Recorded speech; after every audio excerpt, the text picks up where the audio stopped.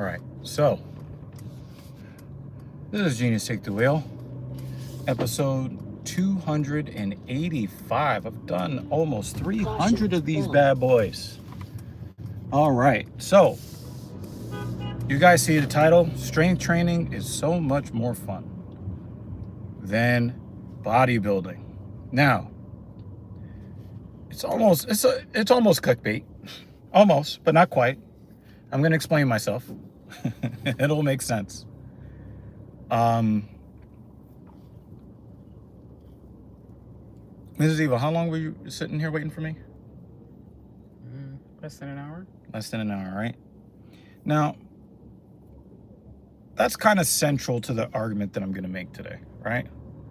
When you're strength training, you have to put out maximum effort, but for like up to 20 seconds. When you are as particular at bodybuilding and the mechanics, the physical mechanics of every part, every segment of every rep, you're really putting a lot of effort in, sometimes well over a minute at a time, where you have lots of tension on your muscle fibers. So, because is that another 7-Eleven? There's a 7-Eleven right around the corner. Okay, whatever. Because, you have this dogged need to make sure you get the most out of every rep. If you're like me, you have to spend anywhere between 50 and 90 seconds in the set torturing the muscle to get, especially through the eccentric phase, to get the most value for hypertrophy. In strength training, especially since I'm just, changing over my program, I'm starting, I don't really do singles. I do mostly triples and fives for strength training. And, I'll do 3 sets of 3, 5 sets of 3, 3 sets of 5, 5 sets of 5, and then go up and wait. So now that I'm at the beginning of this, I am testing out my body. And obviously it's a little bit scary because I'm touching weights that I've never touched before in my life at rep ranges that I've never done before in my life. So there's a little bit of, injury fear or failure fear, or a failure that comes from being injured. But I went into the gym today and I had a plan that I was a little bit afraid of, but I still had supreme confidence. I mean, you saw me today, like how confident did I look going in? I need to go back to bed. No, that's just me just being a lazy bum. That's what I saw. Oh, okay. Well, I was very, forget what she's saying, all right? I had a lot of confidence. It was, tempered confidence where I wanted, to make sure that I was safe. But I really didn't have much doubt that I could get this. So, trying out, a new weight, a high weight that I haven't tried before. I'm doing 3 sets of 3 and just sticking to the program like that.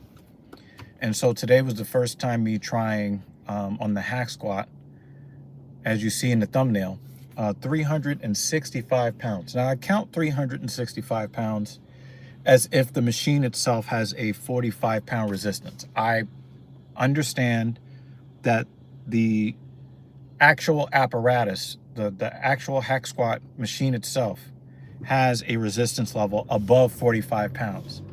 But for the purposes of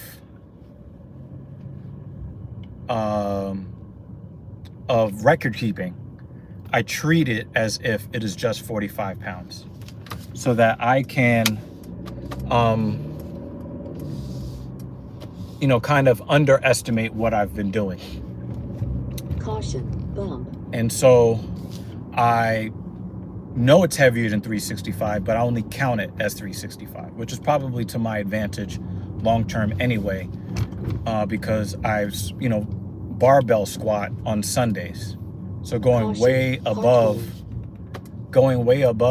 what, my free bar squat weight is to my benefit as far as my ability to produce force and the confidence I have in producing that force. Do you want to try that steakhouse?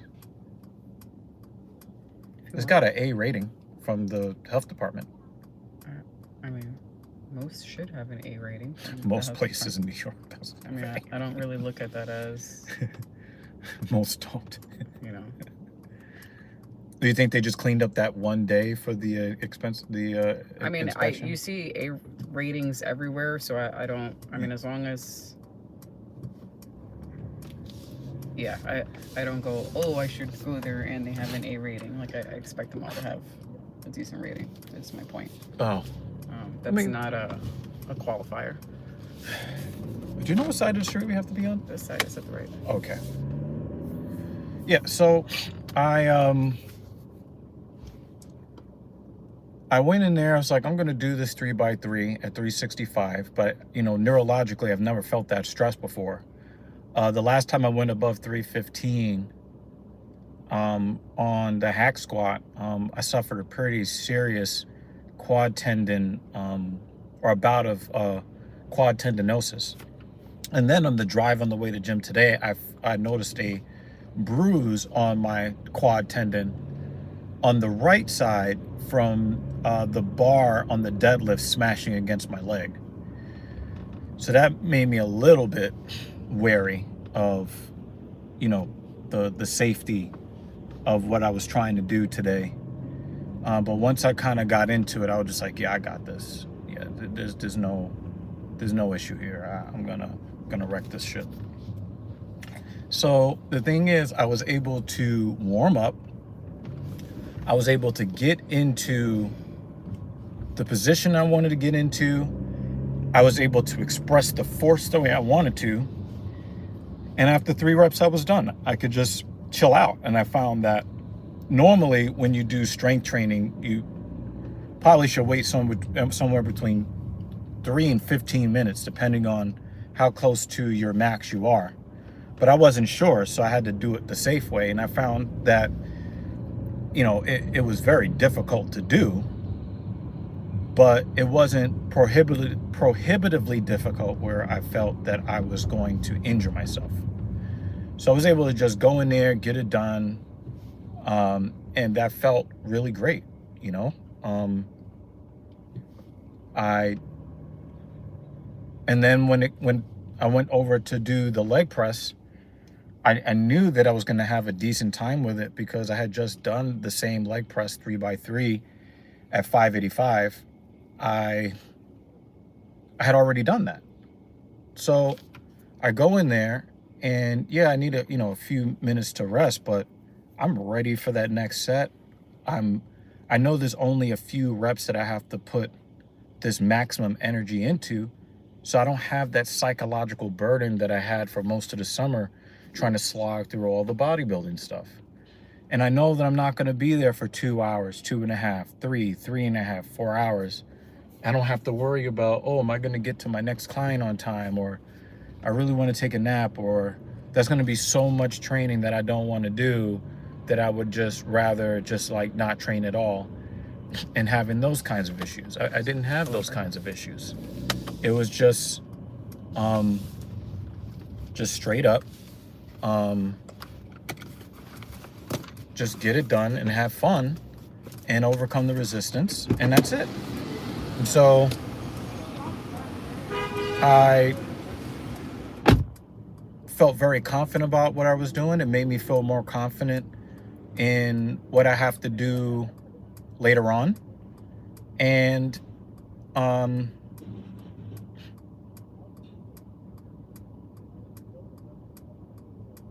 it was just great. Like, I mean, I was in and out in under an hour. I did 3 hard sets on the hack squat. I did 3 hard sets on the leg press, and I was out of there. And I know that neurologically I'm going to recover so much quicker. I'm going to feel fresher. My legs are not going to hurt all the time. And I'm getting closer and closer to the goals that I've set for myself to go up in weight. And then the great thing about it is that as I continue to push the weight heavier and heavier, and I keep challenging myself within reason, within, you know, safe reason, when I do go back to, you know, the strength focus, because I have 3 different types of blocks. I have hypertrophy, strength, and strength focus. You know, my strength is just straight up get the max strength stuff out there, follow the program. That's it. Strength focus is when I start adding extra volume to the bodybuilding, you know, add the extra volume to the back end of the strength training. So this kind of like a hybrid between, if we could, because then I can get all the way over. Nice. Okay. So I'm in a situation now where I do all the strength stuff. I raise my strength ceiling. And then once I get comfortable with the limited stress, and I say that relatively because it's still a lot of stress trying to push 3 rep maxes and 5 rep maxes.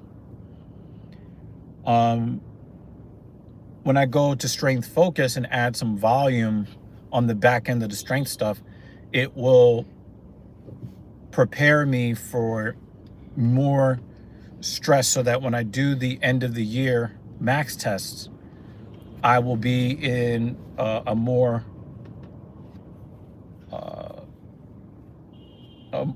confident position to get the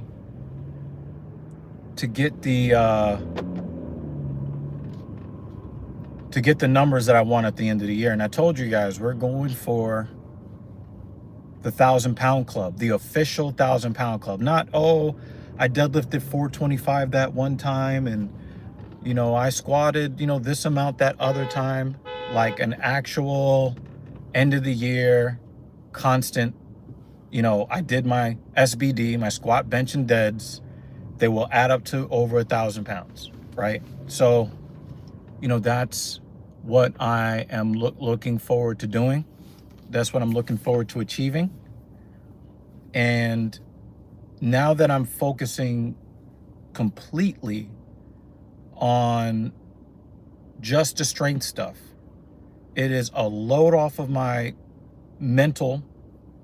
It makes me feel more confident because I'm hitting the strength numbers that I used to only dream could be possible. And I am making steady progress. And because I'm not putting so much volume on my legs and my back and my chest, they're going to be able to recover so much quicker that I'll be able to train more often and get back to really loving the training again. And then one of the cool things about, you know, doing it this way is once I leave strength focus and I go back to hypertrophy, I'm going to have a much more fun introduction back to hypertrophy because I'm going to have a lot of confidence in being able to handle the weight that I'm moving, because it is going to be a considerable percentage lower than what I'll be used to working at. And then it's just about muscle fatigue at that point. And so it just seems like there is nothing but positives that I can look forward to, and spending less time on my own training while still making progress just sounds great to me. And then when it gets warm again, I can, you know, spend all day in the gym, and I'll actually enjoy it more. So yeah, this strength training, you know, switching to strength training 2 weeks earlier than expected, this is what I needed psychologically. I needed to do that. And I know that when it comes to weightlifting, wherever you want to call it, you know, maximum strength is considered lazy man's work, and it is. But when I'm not feeling like being lazy anymore, I'm going to be so much better prepared for hypertrophy next year.